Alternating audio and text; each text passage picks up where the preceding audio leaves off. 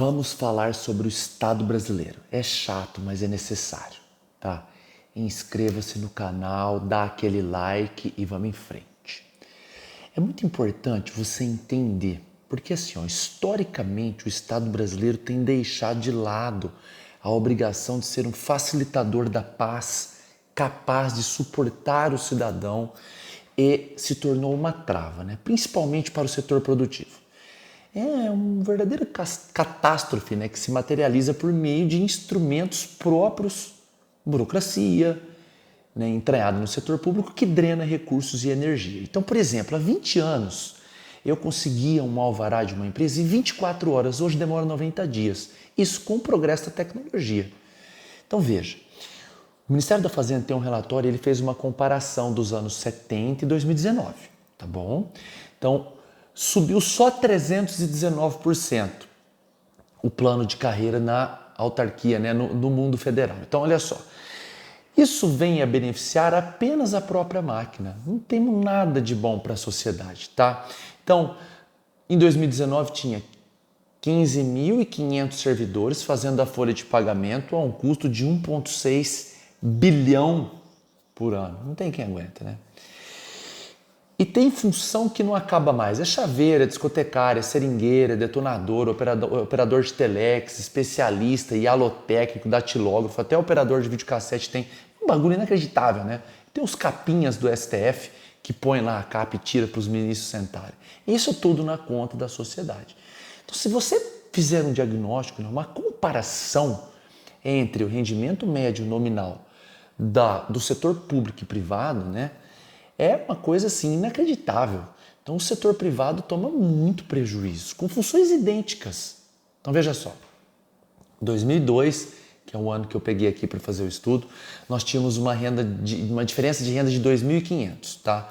Então era 2.900 para o setor público e 480 no privado. Hoje a diferença é de 10 mil, onde uma média no setor privado de 11.800 e no público 1.960. Ah, mas Maília, e como funciona? Por exemplo, a União Europeia gasta 9% do PIB, o Reino Unido 8,9%, os Estados Unidos 9%, o Brasil 14,9%, 15%. Ah, mas Maília, você só falou país top, né? Não. México e Colômbia desembolsam 8,4% e 7,3%, respectivamente. Então assim, você acha justo? O Brasil mais pobre, gastando mais com funcionalismo público? Essa é só uma faceta do Estado brasileiro, né, que traz o peso do Estado nas costas da sociedade. E aí a gente começa a ter que perguntar o que é liberdade econômica, né? É poder prosperar economicamente de forma ética e desfrutar de seus ganhos com o mínimo de obstrução do governo. É isso. A Heritage Foundation, né, é uma associação, né, que tem a missão de formular e promover políticas públicas conservadoras de livre mercado, governo limitado, liberdade individual, valores tradicionais, né, e com uma forte ênfase na defesa nacional. O que ela é? Ela é uma think tank, nome estranho, conservadora norte-americana com sede em Washington. O que são think tanks? São instituições que desempenham um papel de advocacy. O que é isso, né? É um articulador de políticas públicas entre os players, entre países, entidades. Então, elas têm a capacidade de explicar e mobilizar todos esses atores aí. Então, atuam em diversas áreas, né? Segurança internacional, globalização, governança, economia, questões de ordem internacionais, né? Ambientais, informação da sociedade, redução da desigualdade, saúde, enfim. Essa Heritage Foundation elenca 12 critérios relevantes para a liberdade econômica. Tá? Esses requisitos são divididos em 4 frentes. Primeiro, eficiência regulatória, né? Liberdade de trabalho, liberdade monetária, liberdade comercial. Abrir e fechar empresa, alterar, ter alvará, é muito importante. Depois, o tamanho do governo, né? Gastos com o governo, saúde fiscal, carga tributária, processos de ordem tributária, né? Estado de Direito. Como que é? Existe eficiência judicial, direitos de propriedade, qual que é a integridade do governo? Olha essa oscilante, como que é complicado aqui no Brasil, né? E a questão de abertura de mercado, né? A liberdade de investir, do comércio exterior e a liberdade financeira como um todo. Então, tá.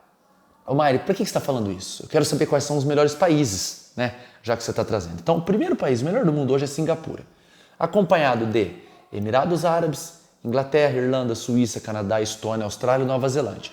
Os melhores países que hoje um ser humano pode viver. E os piores? Bolívia, Guiné Equatorial, República do Congo, Venezuela, Zimbábue, Eritreia, Cuba e Coreia do Norte. A rainha negra dos piores, né? Como sempre. E aí você pergunta o seguinte, tá, para que você está falando isso? Porque eu acho no mínimo interessante pesquisar sobre os tipos de governo e quais são as prioridades destes governos para saber causas e consequências de serem melhores e piores, respectivamente. Porque tendo como inspiração, a gente tem por onde começar, né? E eu falo isso há muito tempo, né? Do peso do Estado, né? E a condição de recursos. Então, o que a sociedade brasileira faz? Ela dá dinheiro para o governo por meio de arrecadação tributária, taxa, pedágio, contribuição, emolumentos e nome não falta. Se existe algo que não falta no Brasil é nomenclatura para subtrair o nosso dinheiro. E aí um ilustre professor, né, Adam Smith, disse: pouco mais é necessário para levar um Estado da mais absoluta barbárie ao mais alto grau de opulência do que paz, poucos impostos e uma tolerável administração da justiça. Todo o resto é produzido pelo curso natural das coisas. E ele traz outra questão, né, que chama a teoria dos bajuladores morais. Então, ele diz o seguinte: nas cortes de príncipes e nos salões dos grandes, onde o sucesso e privilégio dependem, não da estima de inteligentes e bem-formados, mas do favor fantasioso e tolo de presunçosos e arrogantes, superiores e ignorantes, onde a adulação e a falsidade prevalecem sobre mérito e habilidades. Em tais círculos sociais, a habilidade em agradar é mais considerada do que a habilidade em servir. Quando você vai estudar esses pensadores, você tem John Locke, David Hume, Adam Smith, Edmund Burke, Frédéric Bastiat, Alex de Tocqueville, Ludwig von Mises, que são os austríacos, junto com F.A. Hayek, Ayn Rand, George Orwell, Milton Friedman, Thomas Sowell, enfim. São pensadores, a maioria premiados, muitos com prêmio Nobel, que deram a receita do bolo de um Estado justo e bem administrado. Por exemplo, Thomas Paine, um dos pais fundadores, disse: o governo, mesmo em seu melhor estado, não é mais que um mal necessário, e em seu pior estado, um mal intolerável. Tá? Falo isso tudo pelo seguinte: é importantíssimo, ao decidir o voto, você entender como que você quer um Estado na sua vida, partindo da ótica de Hobbes, que o Estado é o Leviatã, né? Sendo um grande demônio, segundo a literatura de Hobbes, porque você não tem força contra ele, ele tem métodos coercitivos para impor a sua vontade, seja no plano da sua liberdade, do seu casamento. Você casa sem o Estado dar uma certidão? Não. Então você consegue entender que você não tem nenhuma vida sem o Estado. E quando o Estado tutela a sociedade por meio da força, né, e de uma organização, acho que necessária, mas tem que ser menor do que o brasileiro, temos que entender que esse Estado precisa ser gerido com ideais e não tendo em pauta um político a ser votado, e sim o que ele tem a oferecer a título do que é importante e para que rumo essa sociedade vai. Então, é o recado de hoje, extremamente importante. Fico por aqui e um forte abraço.